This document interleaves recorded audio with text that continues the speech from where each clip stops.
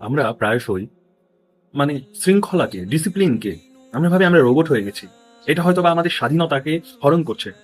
আর আমরা যেটা হচ্ছে উচ্ছৃঙ্খল চলাফেরা, ওটাকে বলি আমরা স্বাধীনভাবে চলছে। আসলে তাই না। শৃঙ্খলাই স্বাধীনতার চাবিকাঠি। একটা শৃঙ্খল জীবনই স্বাধীনতার চাবিকাঠি। উচ্ছৃঙ্খল জীবনকে আমরা বেশিরভাগ মানুষ মনে করি যে উচ্ছৃঙ্খল জীবন স্বাধীনতা। আসলে না, সেটা পরাধীনতার গভীরে হারিয়ে যাওয়া, পরাধীনতার গর্তের মধ্যে হারিয়ে যাওয়া একটা উচ্ছৃঙ্খল জীবন।